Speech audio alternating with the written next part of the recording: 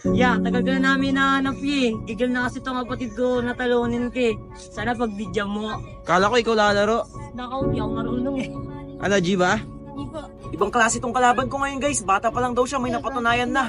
Ako si Prince, may assignment ako ngayon sa school. Pero ikaw muna kunahin ko. Sobrang agresibo ng batang to pagdating sa 1v1. Ang gusto niya kahit early pa lang palagan kung palagan. Hindi ko nga alam kung bakit mouse cube pa yung ginamit niya. Main hero ko pa naman to. Patay ka na. Sobrang dami ko nang kinawawa sa hero na to. Nagtataka ako kung bakit ito pa ang kanyang ginusto. Pasensya na kung ang makakamtan niya ngayon ay masyadong peligroso. Hindi ko siya pinatamaan ng sibat dyan guys. Kumbaga panakot lang. Ang kapalit naman nun ay ang kanyang pagpas lang. Ginagaya niya yung technique ko na kahit low HP na hindi pa rin umuuwi. Galing sa akin yung diskarte na yan kaya hindi ako pwedeng magkamali. Sinisindak ko na siya dyan guys at binibigyan ko ng pagkakataon para makauwi pa sa kanyang tahanan. Ngunit sa katigasan ng kanyang ulo mas ninais niya pang mabigyan.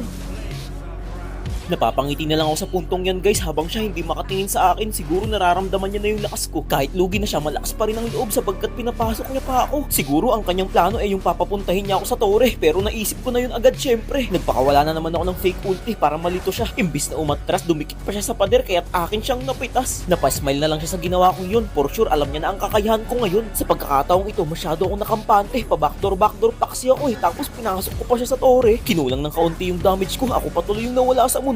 Tignan nyo, re-recolan niya na agad ako dyan. TV pa. Pero wala lang naman sa akin yun. Malaking achievements na kasi sa kanila yun kapag napipitas ako kahit isa. Ang kapalit naman nun ay ang pagkabulaga niya. Kita nyo guys, ililigtas pa ako niyan palabas ng tore. Salamat pare. Iligtas mo pa ako sa tore. Napakaswerte niya guys kasi siya lang yung nakalaban ko na hindi ko pinapatamaan ng sibat kahit isang beses. Mas pinipili ko na lang pasukin at alam kong yun ang the best.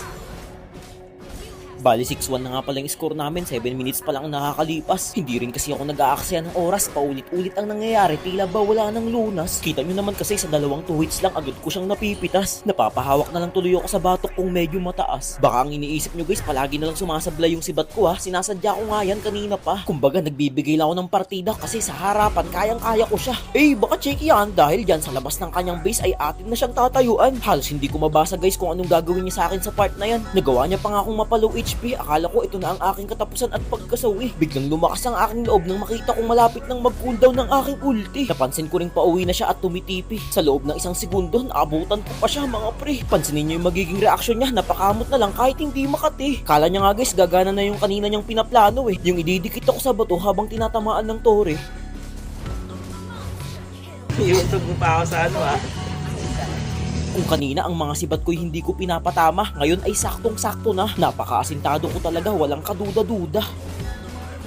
11-1 na yung score namin pero okay lang kasi nakaisa naman siya kahit papaano. Yung ibang ang nakakaharap ko hindi nakaka-score at nanatiling 0. At ayun na nga guys, sa huling sandali hindi na nagmintis lahat ng skills kong binibitawan. Napakalaking tulong nun para ang laban namin ay wakasan. Sa mga gusto nga rin pala akong makalaban guys, layuhin nyo lang ako dito sa Cavite. Hindi na kayo mamumroblema sa internet kasi papakunikin ko kayo ng libre. Nice game.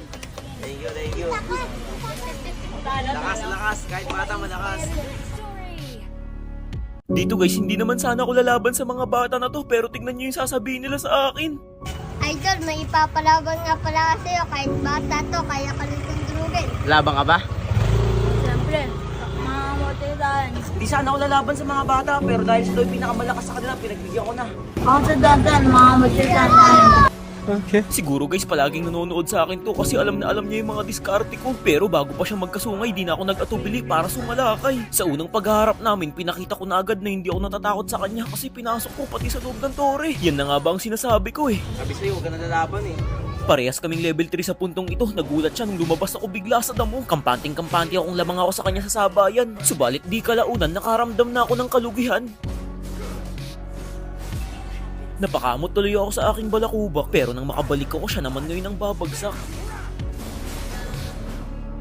Nagyabang agad ako dito, yun naman pala parehas kaming mawawala sa mundo. Inaamin ko guys, mas nahirapan pa akong kalaban to kaysa sa mga dumayo ng mga nakaraang araw. Halatang praktisado at halos ako'y madihado. Medyo lumamang siya sa akin ng HP sa puntong ito kaya ang ginawa ko, hinit ko muna yung mga minions niya. Kakibat nun, tumatagos ang sibat patungo sa kanya. Nang mapuno na ang aking buhay, saka ako pinasok at dun siya nalustay. Sa ginawa kong yun, halos mapailing na lang yung mga kasama niya sa sobrang mangha. Nagulat ako sa part na to kasi nalaman niya nagpa-farm ako kaya siya na lang ang pinag-interesan ko. Habang siya napapangiti, ako naman ay wala ng reaksyon sa mga nangyayari. Lusob na lang ng lusob kahit nagtatago siya sa tore. Sinubukan ko pumalag sa kanya kahit na ang buhay ko ay kalahati. Pero lugi talaga kasi hindi siya lumalabas sa loob ng tore. Akala niya lalamang na siya kasi ang natitira na lang sa aking HP ay piso. Hindi na siya nagpapakita sa mapa kaya tumitipi-tipi na lang ako. Sa isang saglit lang pa siyang naging bula at bigla na lang naglaho. Inaabangan ko na lang siya lumabas ng base para hindi na siya lumakad pa ng malayo. Napakamot din pati yung mga nanonood at nakatayo. Sobrang mahirapan na siyang mag-dep sa pagkakataong ito. Palabas pa lang kasi yung mga minions niya winawalis ko na.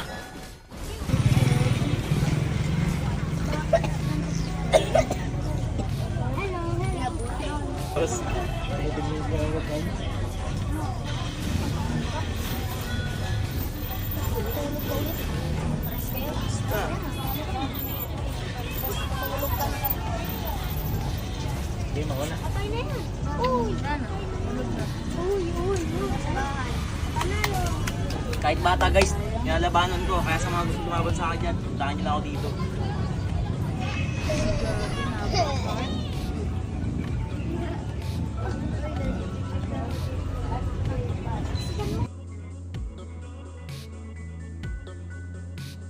Ano, nakabahan kasi ako eh. Guys, may bagong susubok na naman sa akin. Marksman main daw siya.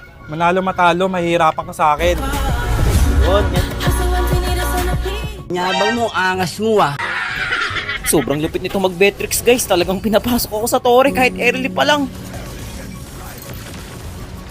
Gogo, di mapindot. Ewan ko guys kung ano yung sinasabi niyang hindi mapindot pero aminado kong may galaw talaga siya.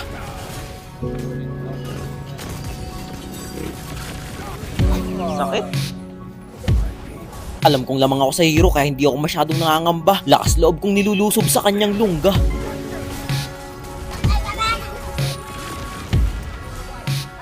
Main hero niya nga pala ang Beatrix guys kaya kilalang kilala siya sa paggamit nito. Pero mas kilala ang hari ng Most Cube na hero.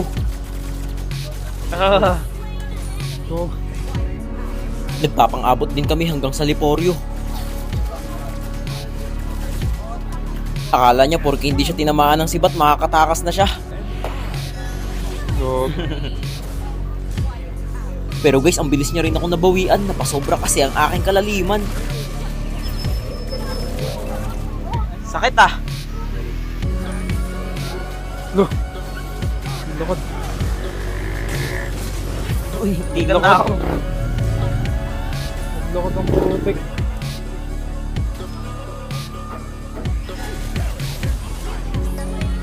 Lakad ako.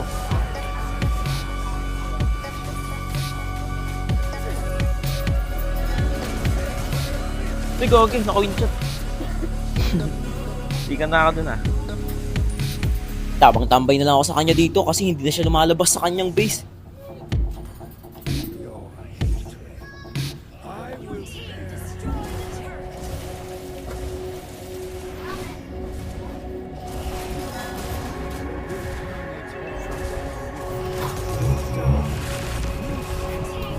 Gogo, ba't gano'n naglalakad kasi?